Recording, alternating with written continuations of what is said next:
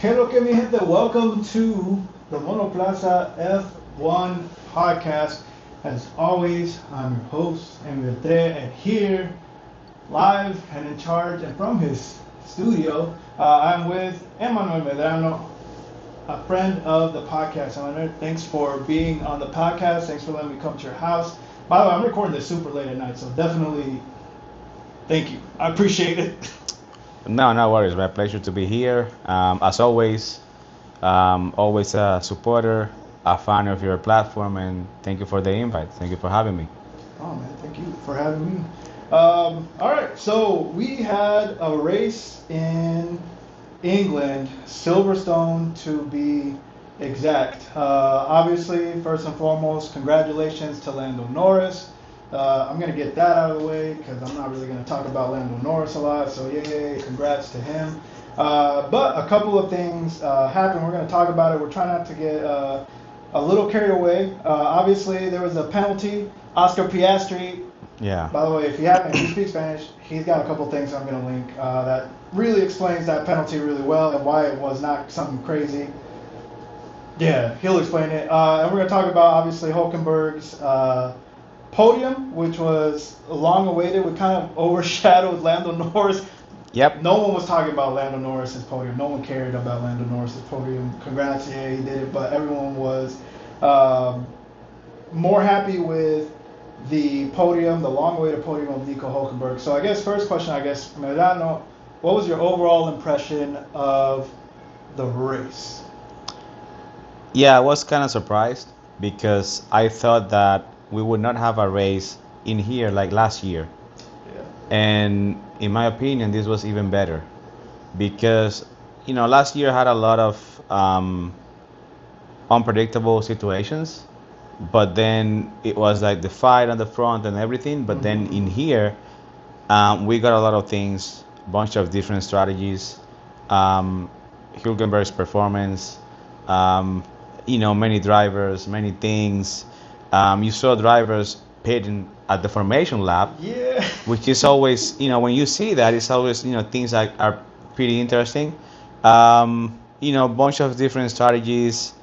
And what I love about these situations is that these are things where you actually see the drivers at their best levels, because this is where, in situations like this, is where they actually show their skills. So it's always amazing to watch races like this. So I guess let's start there with like the strategies. First, I don't want anybody to say anything. If you're from Argentina, this is actually, I'm not even going to be a hater, all right? I don't want Argentinians to get mad. I know none of y'all watch this, so it'll be okay. I guess the first thing I'm going to say, Franco Colapinto was not able to start the race. I saw a thing that you put out, because we're part of a F1 group chat here in DR. So he burned the clutch? For sure he burned the clutch? I believe, there's still under investigation. They're like investigating it. I recorded yesterday, and as per yesterday, the gearbox was just done. But then, today we got the information that it was actually his fault. So he did something wrong with the clutch that eventually affected the gearbox. So they're still investigating that. But if that's the case, then not a pleasant situation to be for Colapinto. That's the second one, right? He burnt another clutch earlier on the season, right? Yeah, exactly. And so the rumor coming out as of the time of this recording is that Jack Doohan is actually going to be replacing Colapinto at the next race, which is kind of dumb because why take out Doohan in the first place to put Colapinto in a bad situation? Yeah. I'm not Flavio Briatore, so whatever. Okay, so that's the first one. The second thing is I thought that people going on or drivers going on slicks was a little bit weird. So you saw Leclerc went on slicks. Obviously, George Russell, who always calls his own strategy, went on slicks. And I can't remember if it was like Lance Stroll or somebody else that went on slicks. Yeah, Bortoleto and Hajar. And so my question, I guess, first is like, it felt a little bit premature to go on slicks, right? So most of the track was dry, but then I think it was Sector 3 that was still pretty wet. Yeah. So I'm not sure, and I feel like it's one of those situations where you have to commit one way or the other. You're either going to start on inters, or you're going to start on your slicks, but I felt like maybe it was a little bit too early to go on slicks. Yeah, I think. I mean, it showed itself that it was too early. Um, these are again situations that where the experience comes into play because yeah. I mean, you just I mean, you need to do the math. It's like out of 20 drivers, 19 drivers, only four of them took the gamble. Mm-hmm. I remember, for example, one of Hamilton's biggest mistakes in 2021 was in Hungary. Yep. You saw the whole grid stopping for inters, or I mean for slicks, sorry. And then the only driver to stay that was Hamilton. Actually, he actually did the start procedure himself. He was only him in the grid. So it's a totally different situation. When you see, out of 19, four drivers, then you see, I mean, yeah, it was just a bad judgment from them. Apparently, it was red lines in sectors 1 and 2, but then sector 3 was full wet. So whatever sector 1 and 2 are not guaranteed. Obviously. You will need to work them out. Sure. But then on sector 3, it was gonna be impossible.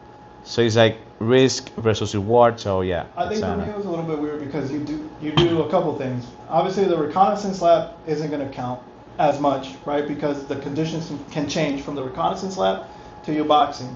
But I felt like during the formation lap, at least entering sector 3 is when you would have known, okay, maybe I should. But they went anyways. And particularly, I'm looking at Charles Leclerc as well, who went into the pits, and obviously he was right behind Hamilton, so he qualified. I think it was like P6 or P5, P6. Yeah, I think it was P6. Yeah. And so immediately I was like, well, what? Like, all right, so Leclerc chose that setup. Let's talk about a little bit about Verstappen picking up where that happened. So obviously we were talking about they had a setup that was geared towards the pole lap. In your opinion, you think it would have been not a good idea to focus on the race, and it was a better idea to focus on getting the pole lap? Yeah, it's kind of tricky because my understanding was that the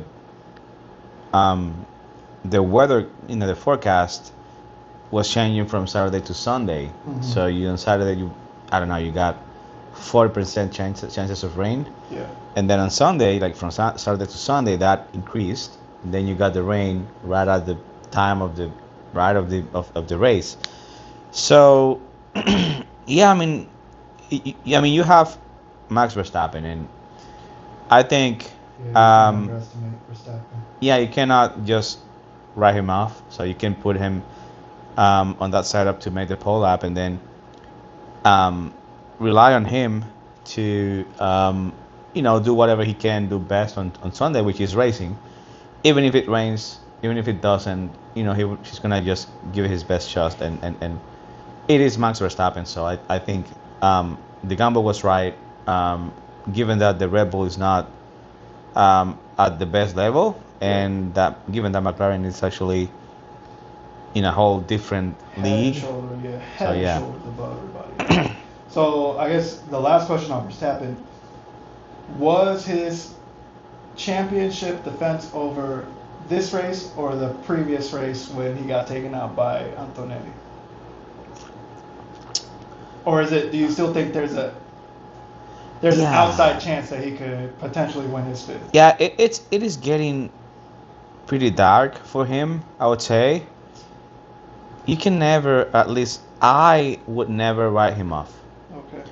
Until mathematically kind of impossible-ish, let's go that way. There's still plenty of races. Sure. We've seen Lando and Piastri fighting themselves out. Yep. They could take out each other, and Max Verstappen is always there. Mm-hmm. The bad thing is that you also have Mercedes. True. And not only Russell, because Antonelli was in Canada, so Ferraris are getting better. Slowly but surely, yes. Yes, and then they in Austria they brought a new floor, which apparently is paying off, and then they're gonna, I believe this week is gonna be Leclerc and Giovinazzi testing Testing the new rear the new suspension. rear suspension, which is expected to be a game changer for them. And they're bringing that in the next race, so in Spa. So yeah, I mean they could also join the party, which is gonna make things a little bit more complicated for Verstappen. Even though it's that difficult, I will never write him off because it is Max Verstappen. So, I would say but yeah, it is getting pretty hard and pretty complicated for him at the moment. I would say at least for Verstappen, obviously we have all in the Formula One world talked about at length, like he's gone after this year, he's going to Mercedes. A long time ago it was he's going to go to Aston Martin for some random reason. I feel like, so this is me personally, I feel like Verstappen wants to win every race he's in, right? He's a competitor. I don't think he actually cares as much this year. Like, I feel like he's gotten to a point where it's just like, the car is not good. Yeah, yeah. Like, I'm still going to try my hardest to win a race, but I'm not like, this is all the car can give. I'm not a miracle worker. I'm not God. Like, I'm not going to do anything Yeah. crazy with it. And so, like, for me, even if he's not mathematically eliminated, I think he just doesn't care. Yeah, I kind of get that feeling. It is a totally different situation than last year, in which he actually was able to build a gap and then maintain it, administrate it. But then, yeah, it's not the case this year. He would need to catch up, and yeah, to catch up is not only against the McLarens, but also against a bunch of people, and from race to race. And it's the same situation. He doesn't have a teammate to count on, to rely on. So that also made things complicated. You're fighting against two of each team that it's in front of you, but then you're alone. So yes, it's really complicated, the situation. I believe. It is not like, I mean, he's very conscious, Sure. very mature. I don't think he's just calling it for this year. Because if not, then what is the point of racing? Fair. But he's aware that he's not in a situation where he's gonna be a champion, and when you see complaints in the sense of what we saw in Silverstone this Sunday, he was complaining a lot about the car, This car is not good. It's not drivable and things like when you hear a driver shouting on the radio about a car being undrivable, it's just kind of the maximum complaint that you can get, from a driver. Like, supposed to drive the car, and then you're saying that the car is undrivable. Then it's like, yeah. So now it comes to, while we're still talking about Verstappen, it comes to probably one of the most pivotal points of the race. Was Oscar Piastri's penalty worth it? So in my opinion, yes, he definitely should have been penalized. So I'm just going to start from that point. And two, the second question that I have is, do you feel like the pressure is starting to get to Piastri a little bit, right? The reason I'm saying that is because it was an error in qualifying at the last race. Didn't get pole this race, which is fine. He started pretty high up, P2, whatever. But then he made what I call a really boneheaded move, because his race was not with Max. Yeah. And whatever excuse you can put, not you personally, about, I was just slowing down to let the safety car get ahead of me. He still went from, what was it, like 219 or something? Yeah, it was, to 252. Yeah, 252 to 52. 245, I would say. It was a difference of 166 kph. It was a lot. That was not... Which is like, if you brake and that's the difference in speed that you make, it's a pretty hard braking. So absolutely. But yeah, to answer your question, I do feel like he's feeling the pressure. As I always say, it is not the same to be the hunter as to be hunted. So he's being hunted. Norris is catching up. Yep. And these are things that he will need to learn, right? And to learn these things, you will need to be put in the situation of leading a world championship and then being able to defend it. And there's also a little bit more to it because these are the things that a lot of people criticize about the FIA. Because we saw that, I mean, we saw a similar maneuver in Canada, which is a similar because it was just a break-in to leave the safety car to build the gap. Sure. It was, but yeah, it was similar in that way, but it was a totally different situation. And when you see these things happening, and then drivers get along with it, then you try to also exploit that gray area. So you see others doing it, and then you exaggerate a little bit, and then you start testing the boundaries. So it's kind of tricky. It's kind of tricky. I do believe he should have been penalized. I do believe the probably we can, I don't know, argue about the 10 seconds. Probably was a bit harsh. I don't know, but yeah, should have been penalized. It was totally unnecessary. I don't get to understand. At all, yeah. Yeah, like that acceleration, that speed that you got, and then that 59.2 psi braking pressure, That was which not an accident. yeah, that was not an accident. And that was pretty hard.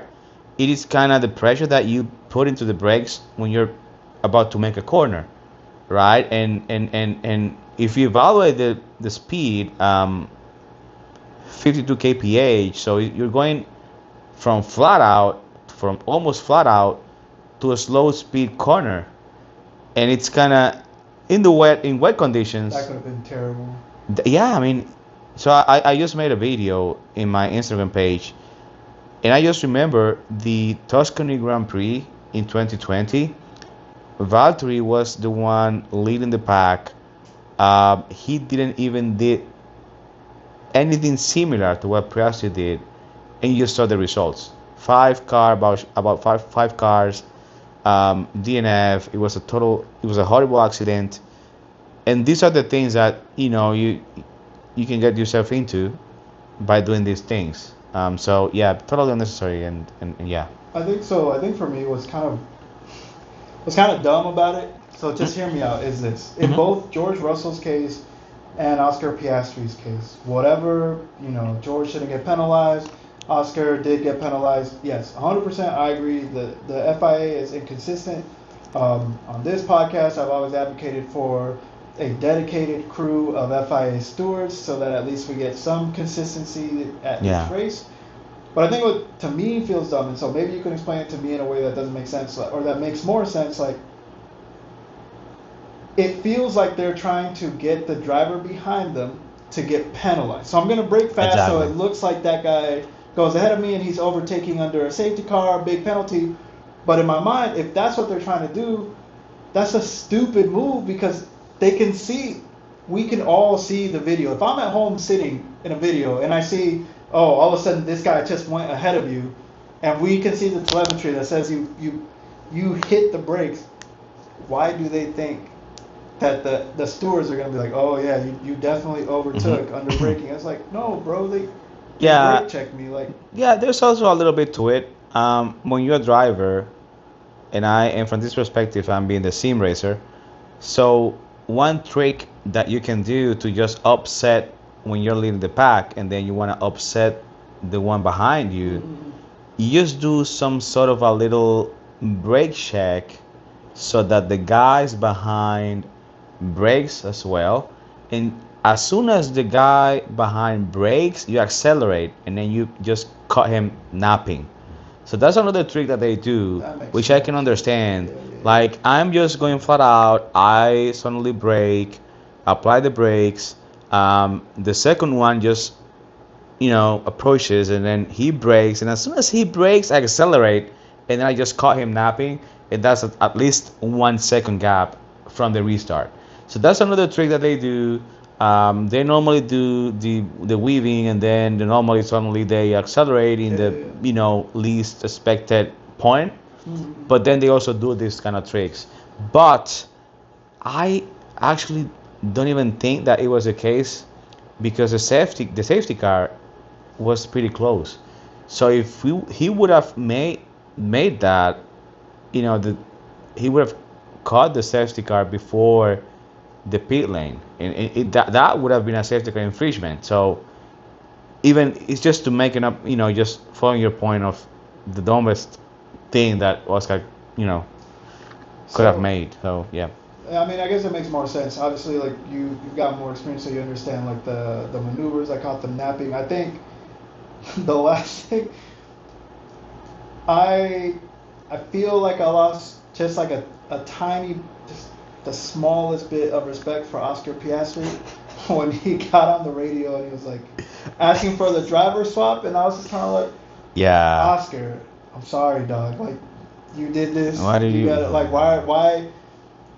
I hate that they made me defend Lando because I was like, what fault is it of Lando? Exactly. That you did something that caused you to get a penalty. Yep. And now you want us to, and so like, I don't know about you, but for me personally, I was like, just a. Yeah, it was totally desperate from him. I just remembered about Hungary last year, but then it was a total opposite situation. Like in this situation, yeah, I mean, he wanted something that he didn't deserve. So what's the point? I mean, it was your mistake. It was your penalty to serve. So yeah, you just need to make it up, and then you're just asking like, give me the position back. I mean, it doesn't make any sense. So yeah, and it was interesting that Andrea Stella afterwards was making it seem like Max overreacted to make the penalty look worse than it was, and he would have agreed to a driver swap under a safety car, and I was like. Again, not at all. If I was Lando, I would have been super pissed if they were like, "Yeah, you got to swap with Oscar." I'm like, no. Yeah, I mean, I'm finishing this race. All right, so that's it on Oscar. We'll see what happens with the next race. Obviously, the pressure's on. He's only 8 points ahead of Lando. Yeah. With Lando, you never know who you're going to get the next race. I will say the last 2 races he's been semi-consistent, so we'll see what happens in the next race, which I think is. Spa. Yes. Oh man. Yeah, it's 3 weeks away. It's a long time. All right. The next thing, obviously, this race was also important for 2 reasons. One, to see if Lewis Hamilton's podium streak would continue. So dating back to 2014. Yeah. That was a pretty big streak of at least getting on a podium. Obviously, last year it was an amazing race. Again, I'm saying this as a Lewis Hamilton fan. If you want an unbiased podcast, start your own. Tell your mom. Anyways, so it was that when you start to see during the race that there's an opportunity for Nico Hülkenberg to get his first podium. Were you more wanting for Nico to get the podium, or were you wanting more for Hamilton to continue his? Yeah, there you put me in the spot in a bad way, because I, of course, as a Lewis Hamilton fan, I was expecting Hamilton to snatch that podium away from him. But yeah, I actually felt really good for Nico. I actually felt also that P4 for Hamilton was not a bad result. Not in that car, no. Not at all. Considering where Leclerc ended up, and then the Ferrari and everything. So it was a hell of a result from Hamilton. But yeah, I mean, shout out to Nico Hülkenberg. Of course, I was expecting that overtake from Hamilton, but yeah. I mean, okay, so one, I was excited because Hamilton had probably the best overtake in the wet that I've seen this year. So I thought the best one up until this point had been 2 that Oscar Piastri had done. The first one in Australia that he did on Hamilton was kind of crazy. The second one that he did in Saudi Arabia on Hamilton, again, that was pretty crazy. I agree. But this double overtake that Hamilton did on a line, by the way, it's a line that not a lot of people take. I think Verstappen took it in 16. Hamilton took it on that. I forget what the name of the section is at Silverstone, but he took the outside line, which is not one that people don't normally take. It's one that Verstappen did on Nico Rosberg back in 16, and it's one that Hamilton. Oh yeah, I think that was going Beckett's probably. Joining the Hungary straight probably. I believe it was. And so that was in 2016, if I'm not wrong. Yeah, I remember that. And so for me, I thought at that point, oh, it's on. He literally, all he has to do is get Lance Stroll, but then Lance Stroll pit. And so it was just, all he had to do was catch Nico, and he was catching Nico. But if you're watching Hamilton's onboards, which is, again, shouts out to his skill level, he made, I don't know if it was his, driver error where he went off. So if Yep. you watch it on board, he went off a little bit, and so he lost some time for that. And then after that, you just kind of see that Nico, who is not by any means a bad driver, No, he's, no. he's very well, was able to like extend that gap. So basically, when there was about I think 6 laps left, and there was about 7 seconds between them. I was Yep. like, he's not driving fast enough to actually be able to catch up. Yeah. At this point, the only way he can get close is if Hülkenberg makes a mistake, Yeah. and that's a wrap. I'll be honest, me personally, I wanted the Hamilton streak to continue. No disrespect to Nico, but Yeah. it's Silverstone, and Yep. it would have been great if it happened last race. By the way, Nico Hülkenberg and Gabby Bortoletto's performances as of late has had me talk about them. So in my podcast, what ends up happening, I'll start the podcast and I'll say, if you're an Aston Martin fan or if you're a Kick Sauber fan, I'm not going to talk about them. So you can go ahead and tune out, leave a like, leave a like, a comment, but I'm not going to talk about them. But the last 3 episodes, I've had to talk about them, right? Yep. Hülkenberg, and then I think Bortoletto had a really great performance prior to that, right? Yeah, yeah. And I think even Hülkenberg again had a really great performance prior to that, and so yeah, great. I feel happy for Nico, but I wanted the Hamilton podium more than that. I think the one thing that was kind of disappointing, I was expecting the McLaren drivers to give Nico a champagne shower, but they didn't really do that. And I think if you look at like Oscar Piastri was like, Yeah, Piastri was pissed off, so that I could understand. And probably Norris was just, being Lando, distracted. Which at the end, as you say, it's pretty sad. We would have wanted, I don't know, a little bit more of a humble and empathic celebration, because it actually, the feeling that I got is that it was Nico just himself, and then the McLarens. But they're not. I mean, probably they're gonna speak about that in the next race or something like that. But yeah. And so it ended on that, and I will say again, which I talked about at the top of the episode, Nico Hülkenberg's win, unfortunately overshadowed Lando's win. It did, yeah. It is what it is. Lando, I think, ended up breaking his nose again or something like that after the race when he was celebrating. But yeah, and then finally, just to wrap things up, because again, it was a pretty exciting race, was overall, I get to talk about my favorite topic right now. Would you feel like Hamilton's performance, he did everything he could in that car? And do you feel like he is starting to get more acclimated to the car? Then, I mean, I would say so, right? Like, he's getting closer. Yeah, he's getting closer. I mean, Silverstone, of course, is an outlier because it is Silverstone and it is Hamilton. The literal Hamilton straight in the... Yeah, but then considering past races and results and the gaps, I believe the gap in Austria was about 7 seconds, and he was facing issues. In Canada, of course, was a huge gap, but then he hit a groundhog, and then 5 points of downforce. Exactly, and then the floor had damage, and then braking issues, and a lot of things. But I think he's catching up. He has said so as well. Great result in Silverstone. New suspension in Spa, which is actually one of the things that he's complaining about, right? The back end, the snappy that the car might be. I think he's catching up, and he will continue to catch up, which is what we were expecting from him. So yeah. Ooh. Yeah, and so finally on that, giving his performance, do you feel like, I will say this, realistically speaking, I still think Leclerc beats him in the qualifying just because he's more familiar. I think the head-to-head, he's enough ahead for it to matter. For me, I think watching the show with you and even Vince let me know what to prepare myself for. Like, this year was not, if you were expecting championship this year, like, it wasn't good. No. But I think I've been very, like, encouraged by what's been happening lately, right? Like, Canada, like you said, was an outlier. The race after that, issues, and then Silverstone, obviously he did the best he could in the car, but obviously it was still a weird car in the rain, and so we'll see.